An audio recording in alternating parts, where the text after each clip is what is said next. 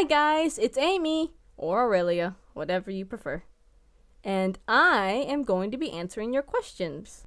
I got a few questions, but not very many, but it's enough to make a video. So I hope you're ready.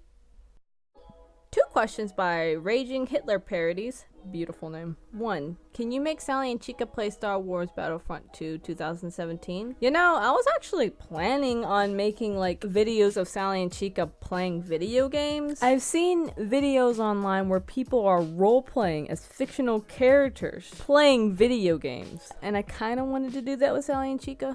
But due to copyright, I'm not sure if that's gonna work out. Maybe I'll do it in the future, it just all depends. Also, I'm not the hugest fan of Star Wars, so I guess we'll see.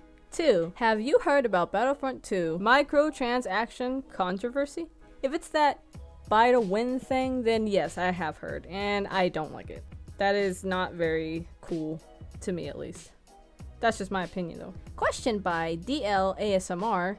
How long does it take to animate one episode? Well, before I turned 18, it actually only took like 2 to 3 weeks to animate one episode. I was able to upload at least 2 to 3 episodes per month. That was back when I was doing animation in Paint, but I wasn't busy like I am now. I have the comic and a job that I'm working on. So that's kind of keeping me back from making episodes frequently. That's why I haven't been uploading frequently, actually. I've been busy with other stuff. It takes me now about a month to animate an episode since I've been busy. But I'm on a schedule now and it's actually working out tremendously and I'm able to get more episodes out. So yeah, I actually got quite a few from Yatamo Guru. 1. How did you become interested in writing and animation? Well, as a kid, I grew up without any friends. I had my brother, but you know, he was kind of doing his own thing, so I kind of just created things to keep myself entertained. But there are 2 things that kind of made me really interested in making like more stories, and that was Sonic the Hedgehog and Ape Escape. Those were like the 2 games I used to play all the time, especially Sonic the Hedgehog, because I am still a huge Sonic the Hedgehog fan. As a kid, I didn't really know how to write, so my quote-unquote writing was filming. I basically took the concept from the stuff that I liked and just slapped on my own characters to it. But I did do comics. I just didn't write anything in them because I didn't really know how to write. But I knew what was going on in the stories because, well, I created them. Duh. And then maybe a couple years later, I made film adaptations of the comics that I created. I still remember most of the films that I made, and I still have the comics I created, but you can't really tell what's going on in the comics.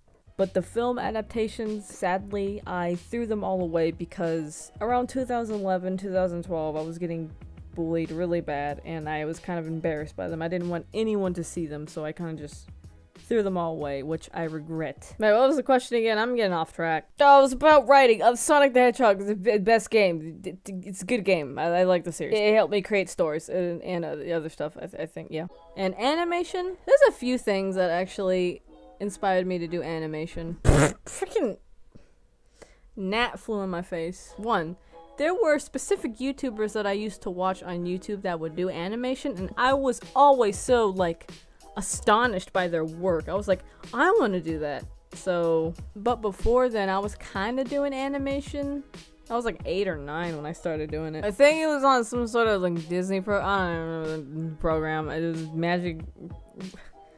magic art. I don't know. I don't remember the freaking program. But then I started getting more serious about it when I was like 10. Another reason is anime. Something about when I first started watching anime, it made me want to keep working on my animations to get better, obviously. And actually, some of the voice actors in anime made me more inspired as well, and it also made me inspired to voice act a lot more. That wasn't the question, but I kind of just wanted to throw it in there, I guess.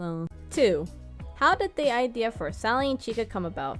Did you have any inspirations? Inspirations for Sally and Chica were myself. Well, kinda. It was a show based on my show that I made with my toys. That was similar to this, the actual Sally and Chica animated show, that would teach morals and so forth. The one thing that I wasn't going to add in this show that was in the original show was magic. Oh, and like wizards and mages and stuff. But ever since I did The Secret Inside the Mirror and Welcome to Abandoned Land, I just decided, hey, I'm gonna just put magic in there just like the original because, well, it's based off of the original. I mean, the episodes are obviously different from the one back then, but it's basically the same thing.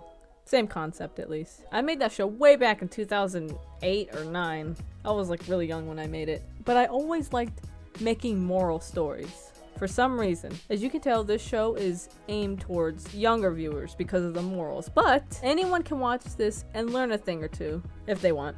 I don't have to add this in, but I'm gonna do it anyways. But the setting of Sally and Chica, like with dogs living in houses and driving cars or whatever, you know, things that humans would do, that's based off of an old game, an old forgotten game called The Dog Island, where dogs are kind of like people, except they're dogs, obviously. 3. Most of the stories of the series present life lessons through example, most specifically about the importance of friends and having self-confidence. Is this intentional? And if so, what overall message would you like viewers to take away from watching your series? I want people to watch my series and learn the importance of, yes, friends and having self-confidence. Me, myself, I have very low self-esteem. I want to make people have more confidence in themselves than I do because, well, yeah, I have really low self-esteem. But I don't want other people to go through what I went through and what I'm still going through. I want to try and get people to be more confident and be more friendly towards each other. As you can tell, some of the episodes will focus on maybe Chica or Sally being a bit rude, and then they learn that it's not good to be that way. Because, you know, there are a lot of people out there that aren't the greatest, as you can tell, because we live in that world.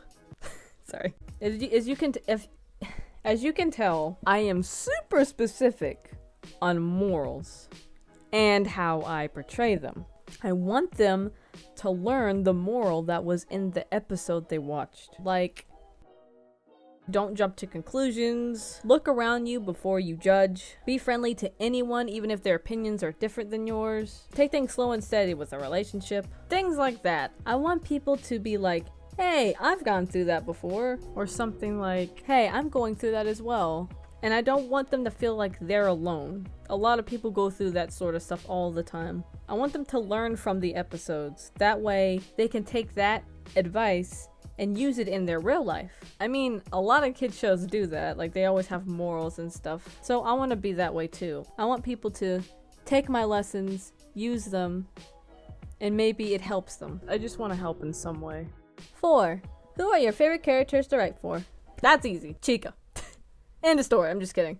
My favorite characters to write for are Sally, Chica, Scooter, Ashton, and Chibi. They're the fun characters to do. But yeah, those are my favorite characters to write for. I don't know what it is about them, but they're just always fun. And last but not least, and just curious, were there any specific inspirations for Scooter as a character? Actually, Scooter is based off of my real life dog, Scooter. Actually, today I'm recording on, it's his birthday today, so I just wanted to add that in there. I know this is not going to be uploaded on his birthday, but I just wanted to add that in there. He's 10 years old now. He's so old. Oh my god. There weren't really specific inspirations for him, but I guess love-wise, like him loving Chica and, you know, just wants to be around her.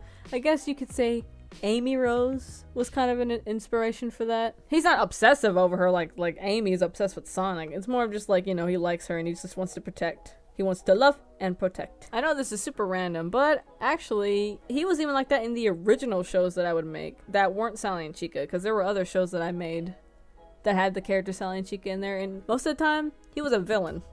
But he still loved Chica. Every single story that I have put him in, he has loved Chica. I guess it is meant to be. Well, guys, that's all the questions I have. Maybe I'll do another Q&A in the future. I guess we'll see. I hope you enjoyed this video, and I hope you enjoy my series as well. Bye bye.